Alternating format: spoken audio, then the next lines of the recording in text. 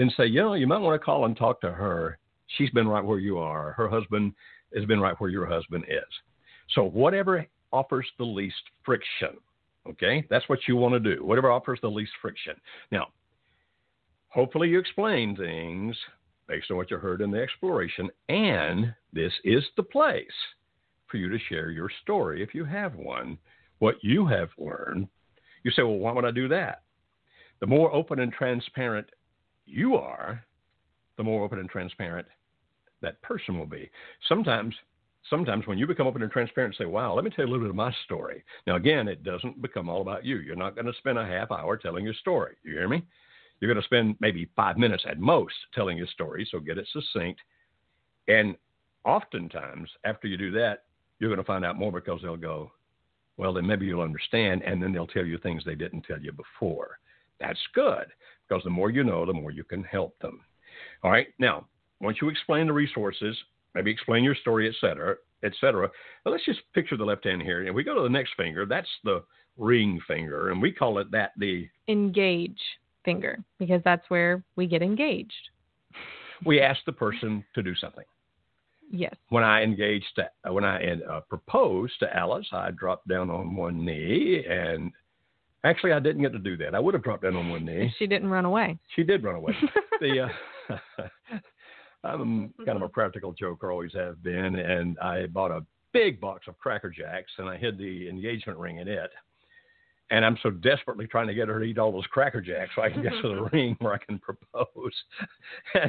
And when she finally got to it and realized what it was, I didn't get to propose because she took off running to show it to her friends. And so, but, when you get on a knee to propose, it's like I'm asking you, will you commit to marry me? That's what you're really doing.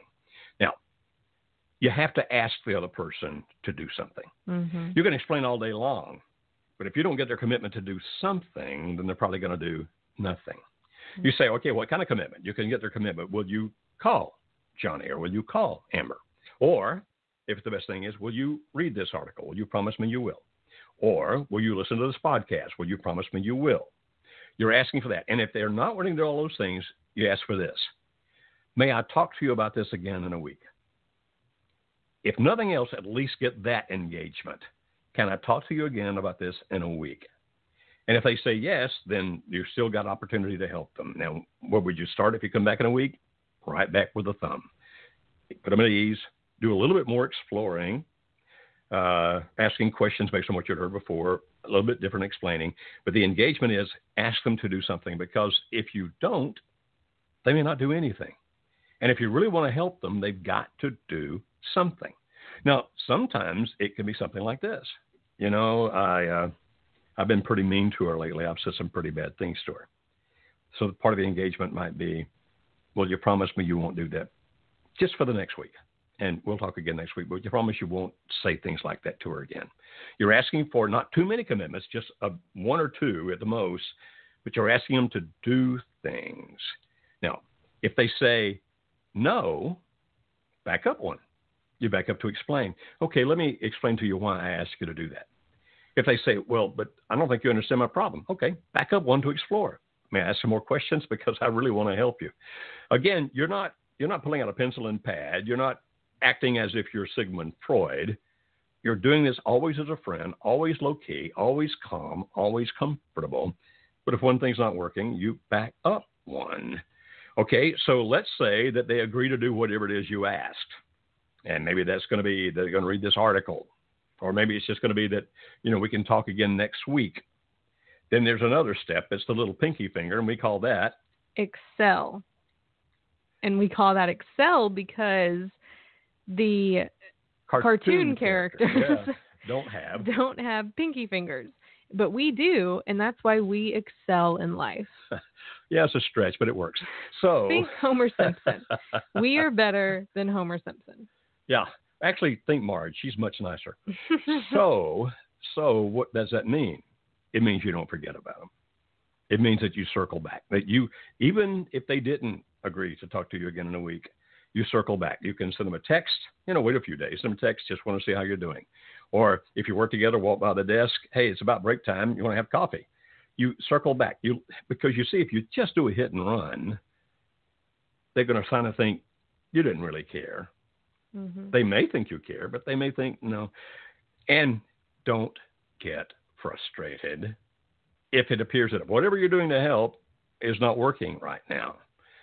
Sometimes you'll have to go through 4 or 5 of these visits before they actually start doing things that'll help their marriages. And again, you're not doing therapy. You're not doing counseling. You're doing other things. You're being there saying, let me send you to the right resource. So, for example, if the person were to say something such as, I'm just so depressed, I don't know if I can function in life. Then the engagement you ask for, well, you say, hey, do you know they got some great medicine for that now that doesn't make you like you're all dreamy and sleepy all the time, that you can still be clear-headed, but it'll help that a lot? You can probably get that from your, if it's a female, gynecologist, obstetrician, or if it's a male or a female, you can get it from your regular frontline doc, the one you see. And then an engagement is, will you call him or her and tell them that you're suffering depression and see if they can give you something for him? And if they go, boy, I don't need that kind of stuff, I'm better than that, back up one to explain, hey, it's just like taking blood sugar. Insulin if you have diabetes. There's some great medicines out there. Thank God that men have been able to invent these things, and it can sure help you get past that. It doesn't mean you'll have to take it for the rest of your life. So you offer whatever resources available to you that you know is really going to help. For example, you don't say, why don't you come talk to my pastor? If your pastor's going to be one of those people that's going to do more harm than good. Mm-hmm. Just, what was it, last week? 2 weeks ago now. 2 weeks ago, we heard the story where a couple trying to put the marriage back together went to the pastor. He gave them the Myers-Briggs. Which is a very simple profile. And then said, based on this, you two should have never been married. You need to go ahead and divorce. I can't even. Yeah, it makes us really mad. So don't send them to somebody that's going to do more harm than good. Please use those resources. Now, did you follow all those? Again, we're going to do videos. And in the videos, we'll talk, more about this stuff. You can, of course, listen to this again and again and again if you want to on Google Play or on iTunes or even on Blog Talk Radio. You can get to it all kinds of ways.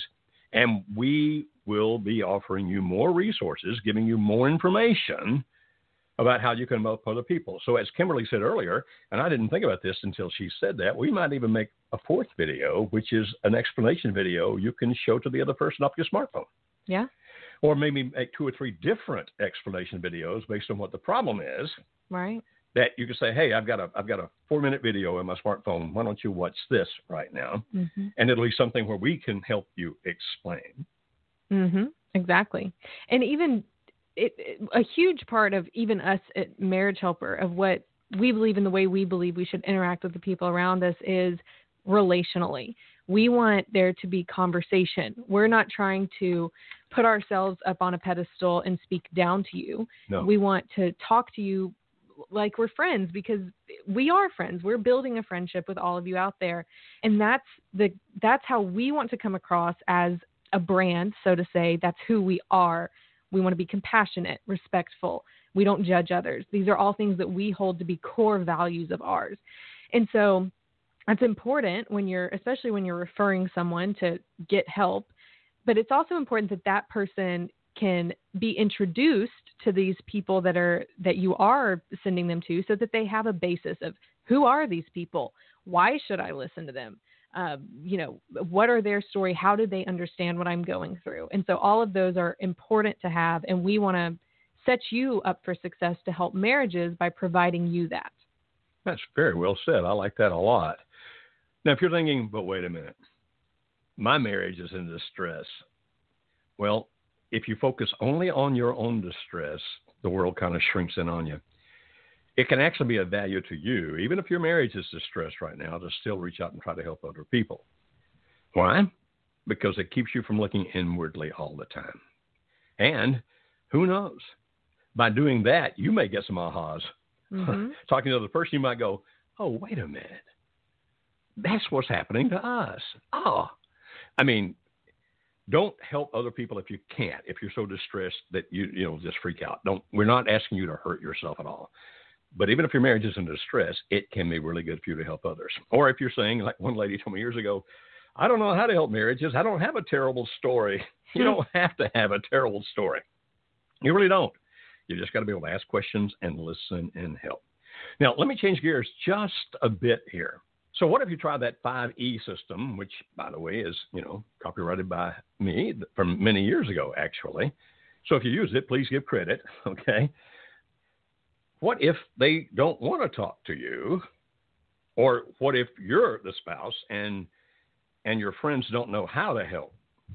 There's one other thing to do, and that's when the people are not willing to talk, but there's somebody, or hopefully several somebodies in their world, that they respect enough that they can do an intervention. Now, let me explain very quickly what that means. If you go to marriagehelper.com, marriagehelper.com, use that little search feature at the top of the page and type in intervention, you can find it. It has an ebook there that I think is like 30 or 40 pages, something like that. Mm-hmm. And there are 2 45-minute audios where I'm teaching a live audience how to do intervention. And it's typically not going to work if the spouse tries to do an intervention. It has to be about other people. But it needs to be people that this person respects or has some kind of relationship with. So it could be the leaders at church if the other spouse respects them. It could be your children if they're grown, or at least they're old enough to do it. Let's say it that way. It can be anybody that does have some kind of relationship with the person. You say, well, wait a minute, intervention, what do you mean? It's when the other person is doing something destructive to himself or others, or herself or others, and not stopping. So, for example, the model that I built there that you can use is based on the one that the AA people, Alcoholics Anonymous, use to do interventions. By the way, the typical intervention for an alcoholic, it is the 5th intervention that finally works. So don't think you can do all of this in one session. Sometimes you can. Sometimes you can. Sometimes it'll take 2 or 3 or 4 or even 5. So let's say a person is drinking to excess and causing all kinds of problems. That document will tell you in great detail how to do the intervention. Now, occasionally, I've had people call me back or contact us back and say, well, the people I asked to do intervention said they don't need to read all of that and listen to all of that. They're just going to go talk to him or just going to go talk to her, and everything's going to be fine. And every single time, no exception, that anybody's ever told me they were going to do it that way, the intervention failed miserably. You have to know what you're doing. Now, I'm not claiming I'm that brilliant. I'm saying I based this on AA's model. And these guys have been around for a long time and done a whole lot of good things out there. I modified it to apply to marriage situations, such as adultery, but you can use it for alcohol, drug addiction. You can use it for all kinds of things when the other person is continuing to do things that are destroying him or others, or her or others. And this intervention, if you do it, please follow it step by step. Don't skip any. Don't try to do it, on the fly. Do it the way it's described, which actually also calls for rehearsal. Really? Yes, rehearsal. Because if you're really trying to save somebody's life or their spiritual life or their emotional life, then you need to do it the right way. And so that's there. It's available to you. It is absolutely free. Typically will not work if the spouse does it, but it can be done by a boss and some others like that. It can be done by children if they're old enough. It can be done by good friends. It can be done by siblings, like brothers or sisters. It can actually be done by parents. It can be done by church leaders if they have a relationship with a person. I'm just telling you, that is there for you. If the easy system doesn't work, that one, rather than just abandoning people and letting them go. Because, well, I'll just say it the way they say it in AA when it comes to alcohol. There's only 3 ends to a person who keeps drinking heavily. They're either going to be locked up, or they're going to get covered up, that means buried, or they're going to get sobered up, meaning they're going to find the right kind of help and get past the alcoholism. Now, they'll still be a recovering alcoholic, but they'll live the rest of their life sober. Did you hear those 3 things? Locked up, covered up, meaning buried, or sobered up. Well, think about that in terms of somebody who is destroying a marriage through infidelity. Can they wind up dead from it? Actually, they can, but I'm not going to go into that right now.